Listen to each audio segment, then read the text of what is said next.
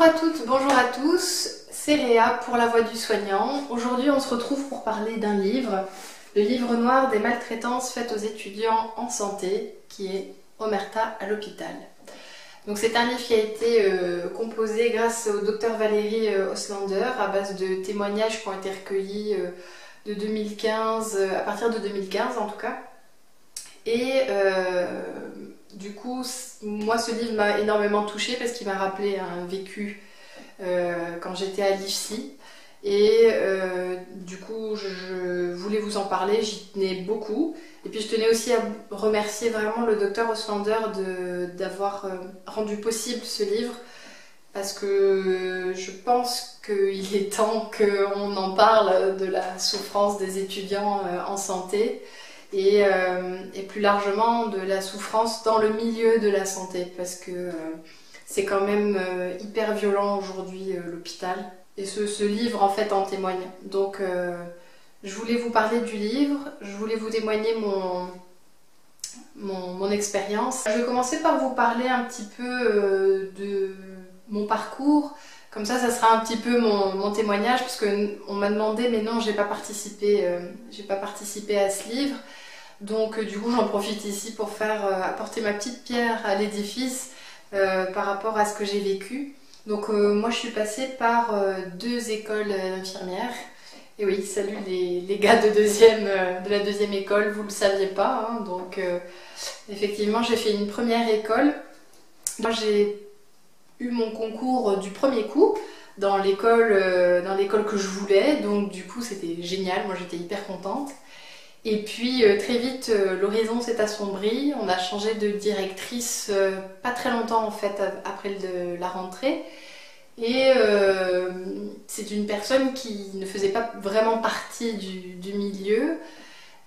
Donc du coup ça a créé une espèce de froid. Et puis en fait dans sa façon de diriger l'école, elle a vraiment libéré les pleins pouvoirs aux formatrices, qui du coup ne se sont plus embêtées à nous faire des cours, puisqu'en fait il fallait qu'on se les fasse nous-mêmes. Donc on était complètement livrés à nous-mêmes pour les cours. C'était des travails de groupe en fait, mais il n'y avait pas de il n'y avait pas de support en fait. Il y avait que les livres que nous on avait été achetés ou des choses comme ça quoi. Donc ça c'était assez difficile. D'autant qu'en plus ça te rassure pas sur tes connaissances, sur ce que tu sais. Donc déjà ça me met pas vraiment à l'aise de commencer dans une école comme ça. Moi je suis plutôt une bosseuse en mode je prends mes cours, je les bosse à fond, je passe un examen et donc ton travail est récompensé en fonction de ce que tu as bossé. Là c'était pas vrai. Donc du coup moi je me sentais déjà pas hyper à l'aise avec ça, mais ok, on n'a pas le choix, donc il faut le faire. Donc je l'ai fait et puis bon, j'ai réussi à valider malgré tout mes évaluations en passant quoi. Et puis le plus dur en fait qui a été, c'est les jugements de valeur qu'il y avait à l'école, puisqu'en fait les formatrices, je pense que c'était un accord tacite hein, entre elles. Que clairement elle décidait un petit peu de qui méritait qui était digne finalement d'être un infirmier et qui ne l'était pas. Et donc je faisais malheureusement partie des indignes puisque j'étais trop jeune. On m'a reproché d'avoir 18 ans et d'être peut-être immature, pas assez convaincue de faire infirmière. Alors moi je peux vous dire que pour moi c'était très clair, je savais pourquoi je voulais faire ce métier. C'était pas pour sauver le monde hein, qu'on s'entende bien, c'était pas non plus une vocation, je savais d'où ça venait si vous voulez, donc pour moi c'était évident que c'était ce métier et pas un autre, c'est tout. Donc elles en avaient un peu rien à faire hein, de nos motivations, c'est juste que moi j'étais trop jeune, il y en avait qui étaient trop vieux, il y en avait qui avaient l'air trop détendus probablement, vous voyez ce que je veux dire. Il y avait des gens un peu trop foncés, des gens un peu trop comme ci, comme ça. Et donc, au fur et à mesure, on s'est aperçu que c'était pas n'importe qui avait des difficultés pendant l'évolution par les années.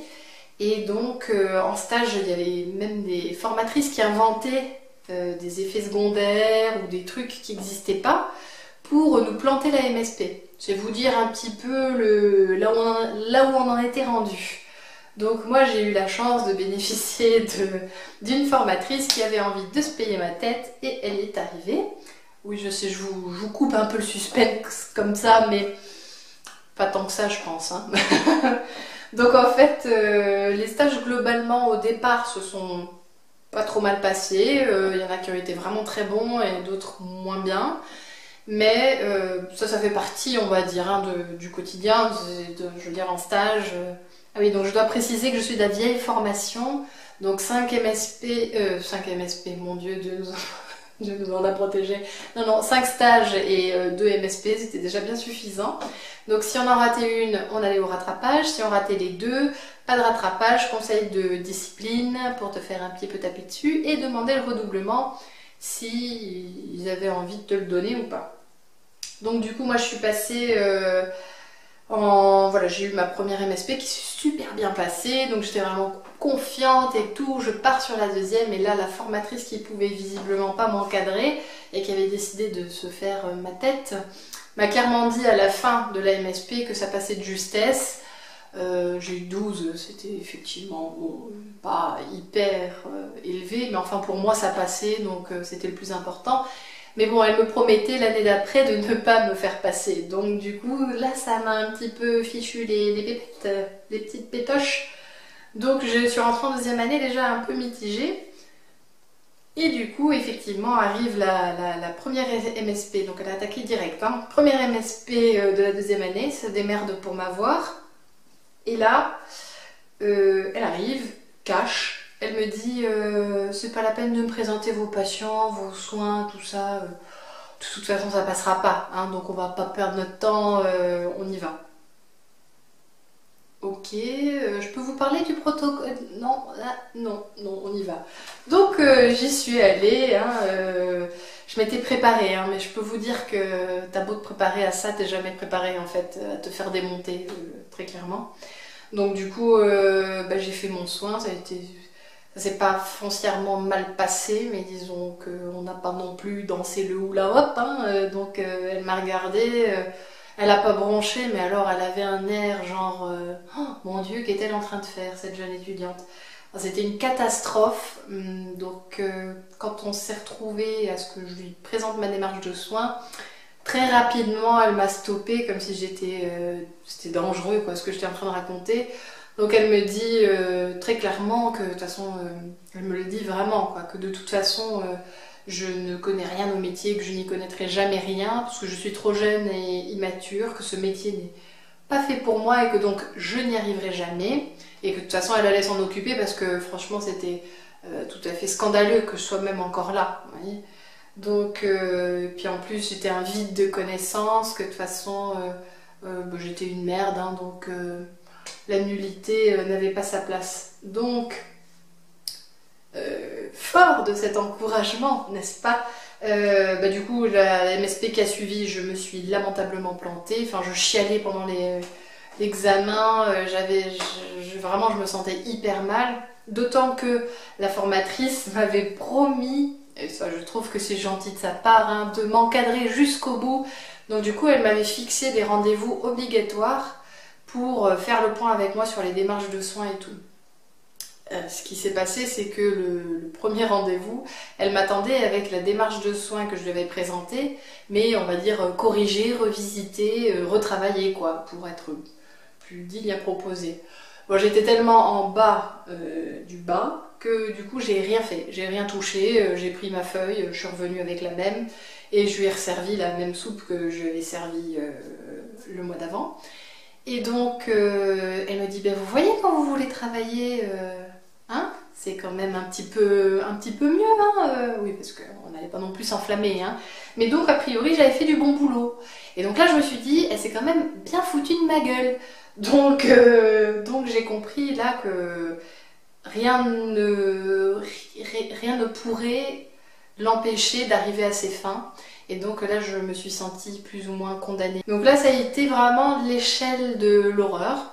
Tout ça, en plus, ça se passe sur fond d'école instable, avec des stages, même si t'as pas de MSP, où moi, là, j'avais fait un stage, autant le premier stage en psy, c'était super bien passé, autant le deuxième était horrible.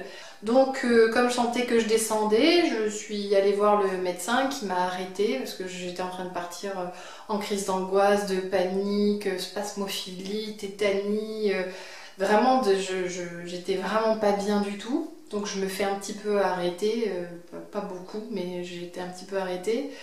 Et parce que moi je voulais continuer, vous voyez, moi je me suis un petit peu entêtée, donc j'ai voulu finir ma deuxième année, même si je savais que les carottes étaient cuites, tout était foutu. Donc je suis quand même allée voir la directrice, je me suis dit je vais demander un report d'année. Donc c'est une pause dans les études où on a le droit de prendre 1 an, jusqu'à 3 ans je crois, et après tu reprends tes études là où tu t'es arrêtée. Donc je demande et là elle me dit non mais vous croyez que je vais... me dit texto, vous croyez que je vais pas attendre que vous vous redoriez la cerise pour vous récupérer après, vous êtes une mauvaise élève, vous serez une mauvaise infirmière. Moi, je veux pas de personnes comme vous dans cette école. Hein. Et je vais vous dire, si on vous accepte au redoublement, mais ça c'est moi qui déciderai, je veillerai à ce que vous soyez à tous les cours, qu'ils soient obligatoires ou pas obligatoires. Je veillerai personnellement à ce que vous soyez là. L'année d'enfer qu'elle me proposait. Vous savez, j'ai pas su résister. Hein. Donc du coup, j'ai pas eu mon report d'année, et puis du coup, je suis allée me présenter au conseil de discipline pour le redoublement. Et en fait, pour vous dire un peu à quel point l'école était limite, donc dans la salle, en fait, il y avait des personnes de l'ARS. Donc à l'époque, c'était la DRAS. Et moi je savais pas, et en fait il manquait qu'il y ait juste, on l'a appris par les délégués en fait à l'époque, qu'il manquait juste qu'une personne en plus démissionne ou arrête l'école, ou se fasse éjecter de l'école, et en fait l'école aurait été sous le coup d'une enquête, parce que tellement c'était limite quoi. Il y avait trop de départs, enfin la promo a... Je pense qu'il y a bien 30-40% des étudiants qui ont disparu hein, de la première, de la deuxième année. La troisième année, j'avais un collègue qui était à ça de passer son examen, mais tellement parano, enfin ça s'est pas bien passé. C'est pareil, il avait une prof qui avait décidé qu'il était trop vieux, donc il allait pas y aller quoi. Il allait pas réussir. Donc ça a été que des trucs comme ça et... En fait, on finit parano. Donc moi, j'ai essayé de faire passer mon dossier dans d'autres écoles. Ça a été refusé. Parce que j'ai passé donc le conseil de redoublement, que je finissais là-dessus. Donc j'ai été reprise à l'unanimité. Ce qui n'a pas vraiment plu à ma directrice, mais c'était le cas. Et en fait, je l'ai appelé 2 jours après pour lui dire que... C'était juste hors de question que je finisse dans cette école pourrie. Donc je lui ai envoyé tout ce que j'avais à lui dire. Et là-dessus, elle m'a dit, mais je vais pas laisser quelqu'un comme vous se balader dans la nature. Sous-entendu, je suis dangereuse. Enfin, complètement tarée, quoi. Donc du coup, je lui ai envoyé ma lettre de démission. Je ne l'ai même pas envoyée. Je l'ai déposée dans la boîte aux lettres le lendemain matin. Comme ça, j'étais peinarde. Et donc ensuite j'ai essayé donc de faire passer mon dossier dans d'autres écoles, ça n'a pas marché parce que les modules ne correspondaient pas à l'époque, parce que les classes étaient déjà surabondantes donc il n'y avait pas de place. Donc j'ai dit je repasse mes concours et en fait à chaque fois on vous demande en fait d'où vous venez, qu'est-ce que vous faites comme études, machin.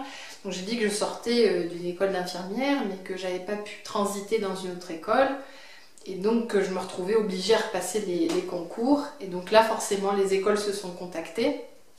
Vous imaginez que la directrice a dû donner, vraiment dire tout son amour qu'elle me porte, hein, donner le meilleur d'elle-même. Donc du coup systématiquement les 2 oraux que j'avais passés à l'époque sont revenus avec 9 sur 20. Donc ça passait pas, alors que l'écrit passait, tout passait, mais ça passait pas. Donc je suis partie étudier licence de bio. Ce qui a été très pratique après, puisque l'idée c'est que quand j'ai repassé le concours pour la deuxième école, je n'ai pas dit que j'avais fait une première école, j'ai dit que j'étais en licence de bio et que ça m'intéressait. Enfin voilà, j'ai développé mes motivations sur cet aspect-là. Donc je suis passée là-dessus et c'est passé, mais comme une lettre à la poste, j'ai été reçue sans aucun souci dans les écoles où j'avais passé mes concours. On garde une certaine paranoïa, c'est-à-dire que moi à l'école, tous les élèves de deuxième année, de la deuxième école, ne savaient pas que j'avais déjà fait une première école. Donc quand il y avait des choses que je savais, je disais que c'était parce que j'étais en licence de bio. Donc en fait ça passait facile quoi. En lieu de stage, il fallait faire style que, tu vois, t'as jamais fait un sondage urinaire, alors que c'est pas vrai. Mais du coup tu fais celle qui est un petit peu gauche.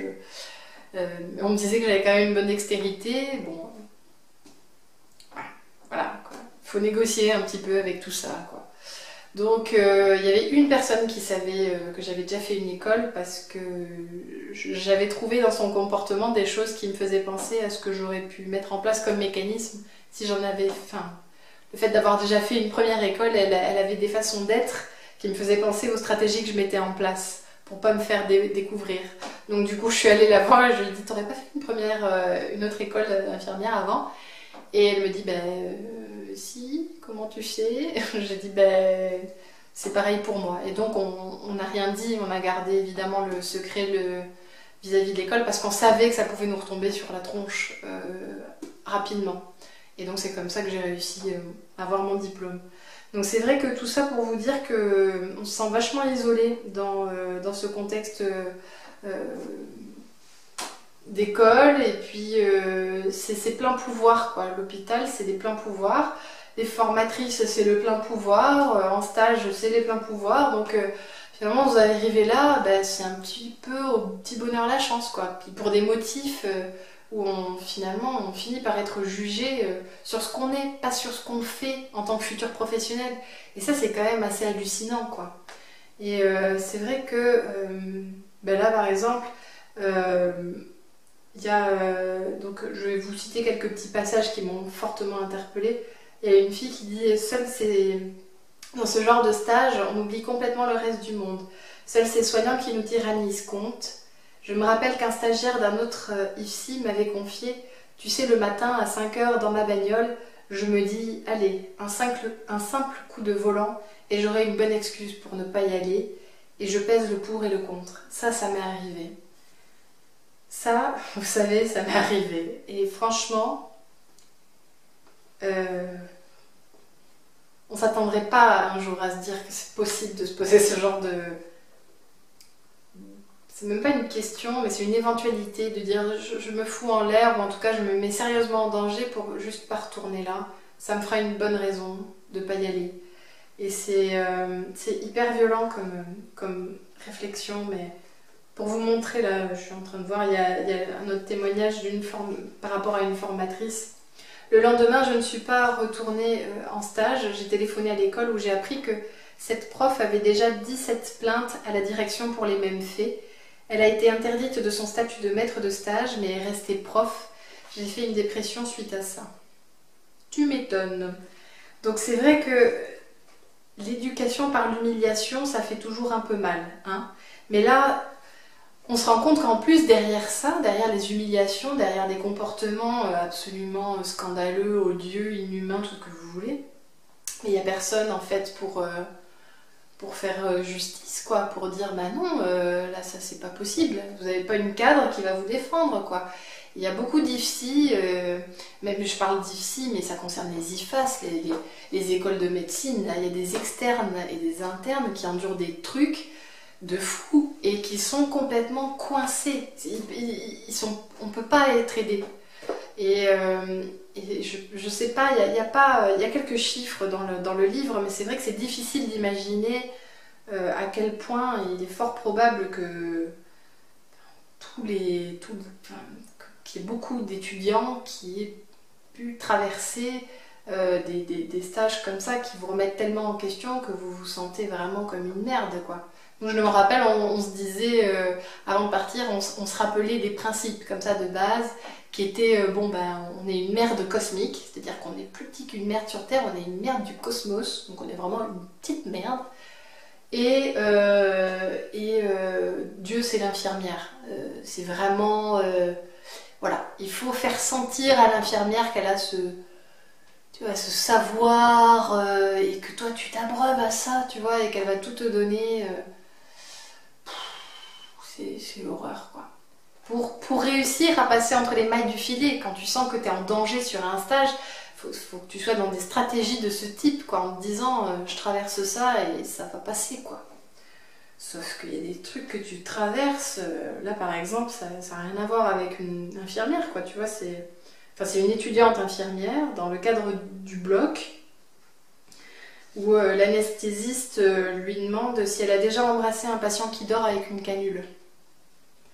Et donc, comme elle est choquée qu'elle ne réagit pas, il lui a pris la tête et il a essayé de lui faire embrasser le patient qui était intubé. Et n'y arrivant pas, il l'a porté à sa bouche à lui, quoi.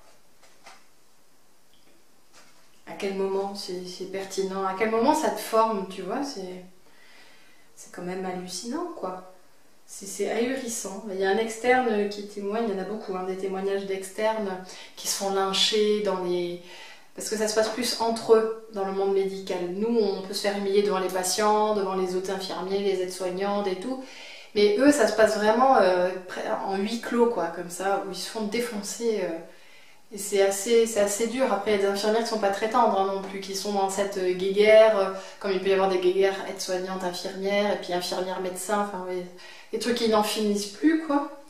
Mais, et là, il y en a un qui dit, pour vous montrer l'exploitation jusqu'où on peut être le larbin, hein, si ce n'est de l'équipe de l'hosto. 120 heures de travail hebdomadaire pour 0 €. L'équivalent de 3 semaines de 35 heures gratos pour le CHU. C'est quand même... on dit qu'il n'y a plus d'esclavagisme. Moi, je vous dis que l'exploitation humaine, elle a de beaux jours devant elle. Voyez. Donc voilà, grosso modo, un petit peu ce qu'on trouve, hein, dans les témoignages. Et là, c'est une goutte dans l'océan. Hein, soyez bien au clair sur le fait que dedans, vous avez des cas de harcèlement sexuel... et puis des trucs inextricables, quoi. Les filles ont dû partir. Il y a une étudiante aide-soignante, je crois, qui se fait tirer toutes ses affaires, avec son portefeuille compris, donc il faut refaire tous les papiers. Enfin, vous voyez le délire, quoi, jusqu'où on pousse le truc. Parce que évidemment en stage, hein, tu ne le sais peut-être pas, mais tu n'as pas le droit ni d'aller pisser, ni de manger, ni de t'asseoir avec les autres pour prendre des notes pendant les transmissions. Donc tu restes debout, tu as ton petit carnet, ton stylo, que tu essayes de ne pas te faire chourer. Et ça si tu y arrives, là déjà t'as le feeling, tu vois. Mais non, c'est vraiment, c'est hallucinant, quoi. Donc là, je vais vous parler un petit peu des analyses qui sont faites un petit peu à la fin du livre, qui sont hyper intéressantes. Donc moi, j'aime particulièrement celle de Christophe Dejour, qui est psychiatre, psychanalyste et philosophe, si je ne me trompe pas, et qui en fait, lui, part de cette idée de l'organisation de l'hôpital. C'est-à-dire que à la base, à la direction des hôpitaux, il y avait des médecins et que c'était eux qui géraient en fait l'évolution de l'hôpital, ce qui semble plutôt cohérent puisque ce sont des gens qui connaissent le métier. On peut dire ce qu'on veut, au moins ils sont du même bord que vous et moi, donc voilà. Et en fait, ce qui s'est passé, c'est qu'à un moment donné, il y a eu, on va dire, un engouement pour une nouvelle façon de manager. On a copié l'Amérique, quoi. Et ça a été le New Public Management. Donc lui, il parle de ce tournant gestionnaire, c'est-à-dire le moment où les gestionnaires ont débarqué à l'hôpital pour dire on va évaluer différemment ce qui se passe ici, et puis on va faire la comptabilité en se basant là-dessus. À savoir l'aspect quantitatif pour preuve de qualité, ce qui est complètement l'inverse des valeurs de l'hôpital, de ce pourquoi on est là. Si on vient à l'hôpital, c'est pour se faire soigner correctement. C'est pas pour traiter un maximum de patients, c'est pour les traiter correctement et que chacun reparte au mieux.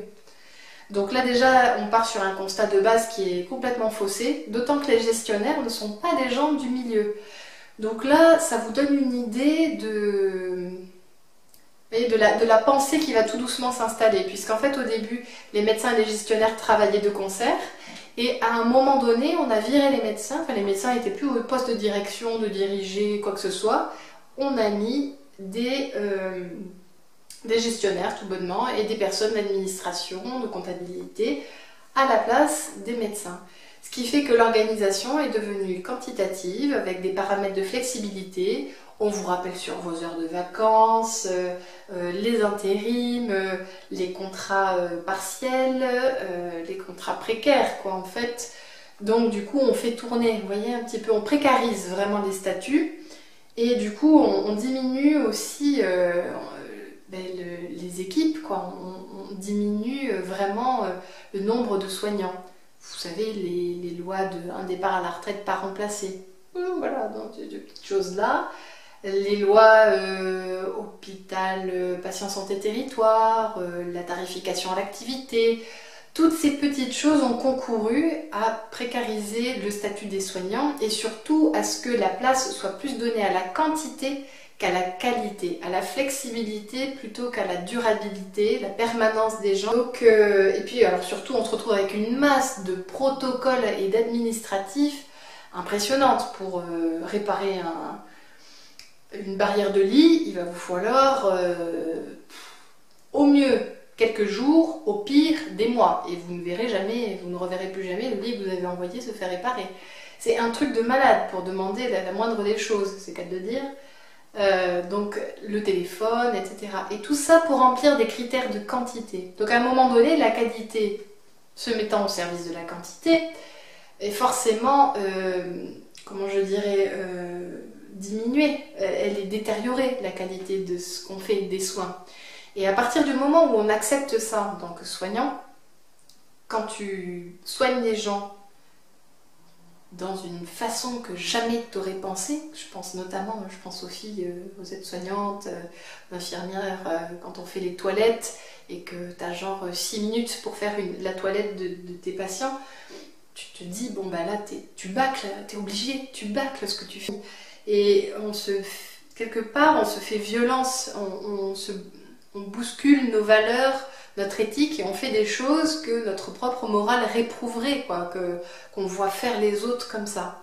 Donc finalement, lui, il parle du concept de souffrance éthique, c'est-à-dire qu'on trahit finalement son éthique professionnelle, on trahit au bout, avec le temps, qui on est vraiment.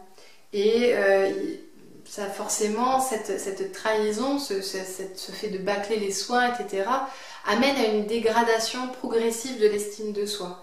Et donc, quand on dégrade cette estime de soi, vous savez qu'après, il y a l'effondrement intérieurement de la personnalité, qui peut conduire à la dépression, qui peut conduire au burn-out, et qui peut, à la fin, si le fait qu'on se déteste pour ce qu'on fait est tellement fort, qu'on peut en arriver à évidemment le pire des tentatives de suicide, etc. Donc forcément, quand l'étudiant arrive, il arrive en miroir, quoi. C'est-à-dire que lui, il vient avec sa motivation, il est droit dans ses bottes, le travail qu'il fait, il le fait du mieux qu'il peut, il va s'appliquer, donc il va faire bien, il va mettre la qualité dans ce qu'il fait. Là où le soignant qui est en service ne va peut-être pas avoir l'opportunité de le faire. Et s'il est en souffrance, dans cette souffrance éthique, c'est l'angoisse pour le soignant de voir arriver en fait cet étudiant. Parce que finalement, ça lui renvoie quoi? Ça lui renvoie que lui, il a cédé à la pression qu'on lui a imposée et que à ce stade-là, finalement, il collabore à ce que ce système continue de fonctionner. Donc, on se rend compte, le constat que Christophe Dejour fait, c'est que les endroits, les services où la qualité des soins est la moins bonne, c'est aussi l'endroit où il y a le moins de personnel et c'est aussi l'endroit où se produisent les maltraitances. Parce qu'évidemment, quand je vous dis par exemple que les élèves ne peuvent pas s'asseoir, ne peuvent pas manger, ou ne peuvent pas... C'est dans le cadre de ces équipes-là, de ces équipes qui sont maltraitantes. C'est évidemment pas la loi pour... c'est pas vrai pour tous les lieux de stage, heureusement. Mais voilà, quand il y a ce contexte-là, ça favorise cette maltraitance. Si tout allait bien dans l'équipe et que tout le monde est fier finalement de la qualité du travail qu'il donne, il va être super content de partager, de former un étudiant à faire aussi bien que ce que lui fait et à être heureux de ce qu'il propose d'apprendre en fait. Donc ensuite on a Céline Lefebvre qui parle de détresse étudiante dans le sens où elle est appuyée par le fait que tout le monde sait. En effet, tout le monde dans cette situation, quand ça va pas bien en stage, est au courant. Tout le monde sait que l'étudiant se fait malmener par l'infirmière. Quand la cadre est avertie, là dans les réactions qui sont dans le bouquin, il n'y a aucune... bien souvent, il n'y a pas d'empathie de la part de la cadre, ou alors, dans le pire des cas, elle enfonce encore plus, ou elle laisse l'étudiant dans la situation dans laquelle il est. Et ensuite, elle nous parle en fait du pimping, qui est l'idée de bombarder l'étudiant de questions très difficiles auxquelles on sait que l'étudiant ne saura pas répondre. Et pour ça, moi je connaissais, si vous voulez, la pratique, mais je ne connaissais pas le nom. Et a priori, c'est une méthode qui ne se pratique que dans des cursus d'études en santé. Je ne sais pas si on doit être super fier, mais enfin, toujours est-il que c'est pas très rassurant, voyez-vous. Donc ensuite, on a Emmanuelle Godot qui, elle, est justement choquée par les humiliations qui sont totalement délibérées présentes dans le bouquin. Le fait que les attaques soient plus faites à la personne qu'au fait professionnel, qu'à ce futur professionnel de santé. Donc, et le manque de soutien global aussi qui l'a beaucoup interpellé. Et puis cette idée que l'étudiant se place finalement dans une loi du silence où il finit par se taire. Il a tellement compris que s'il parle, il va en prendre plus parce que au-dessus, les pouvoirs sont... c'est la lutte des pouvoirs, quoi. C'est à celui qui va réussir à s'imposer. Et là, force est de constater que dans cet hôpital qui était un lieu clos, tout se sait, ça va très vite. Et donc... il vaut mieux se taire pour avoir une bonne note à son stage, avoir une bonne note pour son année, pour avoir son diplôme, etc. C'est Bénédicte Lombard qui finit par parler du syndrome de dépersonnalisation qui concerne pour elle et le personnel et les patients. Le personnel parce qu'il doit être interchangeable, il doit être polyvalent, il doit répondre à tellement de critères que finalement... savoir qui il est, ça ne compte plus. Et puis les patients par le fait du turnover et par l'aspect aussi des chiffres, le fait qu'on chiffre un patient par sa durée de séjour, etc. D'ailleurs, j'y rajouterai, elle ne l'a pas précisé, mais on désigne aussi les patients par leur numéro de chambre, par les constantes. Donc finalement, le patient est réduit à quelque chose qui le dépersonnalise totalement. Et c'est Olivier Tarragono, et je conclurai un petit peu les analyses qui sont passées. Le travail isole les individus et fait régresser la solidarité. Et dans les cas où il y a donc des maltraitances dans ces lieux de stage, dans ces IFSI, dans ces lieux d'apprentissage, finalement, c'est on ne peut plus vrai. Là où il y a de la maltraitance, c'est vraiment ça, on est tout seul. Donc voilà, pour ce qui est du coup, je vais vous parler un petit peu maintenant des pistes de réflexion des experts. Et puis finalement, les idées qui sont là, bon, moi perso, après avoir traversé ma première école, je me disais, j'aimerais mettre au point, j'aimerais un jour mettre en route des groupes de parole à l'intérieur de l'hôpital, et je veux toujours le faire, des groupes voilà, où on puisse parler de ce qu'on vit. Et donc ça fait partie des propositions évidemment qui ressortent, des espaces de parole. C'est la première chose à faire pour que comme ce livre, la parole puisse s'exprimer librement. Et il y a aussi l'idée de créer un observatoire national des violences en milieu de santé. Voilà, pour un petit peu savoir où est-ce qu'on en est, pour avoir des chiffres un peu plus précis, et puis du coup mieux comprendre ce qui se passe pour mieux répondre et proposer des choses adaptées. Donc il y a vraiment une invitation aussi dans les pistes à accompagner les étudiants, à proposer de l'aide quand c'est difficile, quand ils sont maltraités, parce que je ne vais pas parler, mais il y a le harcèlement sexuel aussi qui est abordé dans le livre. Et ça, c'est vraiment, voilà, ça fait partie des choses auxquelles ils aimeraient, enfin, il y a des propositions qui sont faites. Il y a aussi des idées de fédération d'étudiants victimes de violences, pour voilà, avec des médiateurs dans les services hospitaliers, des plateformes qui puissent permettre sur le web de mettre en avant des scandales ou des témoignages anonymes, etc. Et c'est vrai que moi je m'inscris vachement là-dedans, du coup, avec la voix du soignant, avec soignant souffrant, soignant innovant avant, c'est vraiment ça que je cherchais à faire.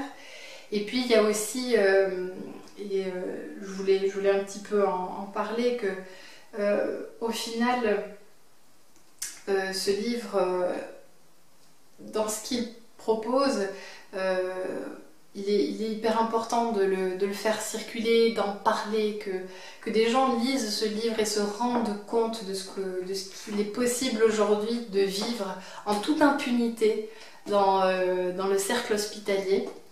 Donc, et puis de rappeler aussi qu'il y a des personnes qui ont des pages Facebook comme la mienne, La Voix du Soignant, mais il y a aussi Easy Hop, étudiants soins infirmiers, osons parler. Il y a aussi Burnout des soignants. Il y a aussi évidemment infirmier.com, qui est une immense plateforme pour faire parler de ces choses-là. Et donc il y a de la ressource, il y a la FNESI, il y a aidesoignant.com, il y a plein d'espaces où maintenant on peut se permettre de parler de ces choses-là. Et je trouve que c'est important que petit à petit ça se libère et que les gens puissent parler. Comme là je viens de le faire, de participer, de donner ma petite pierre à l'édifice. C'est important d'en parler, donc n'hésitez pas à partager cette vidéo, n'hésitez pas à parler un petit peu autour de vous de ça, à échanger, pour que les familles aussi de ceux qui ont des enfants étudiants qui sont en souffrance comprennent ce qui se passe et que ça peut être très grave et que ça peut très mal finir.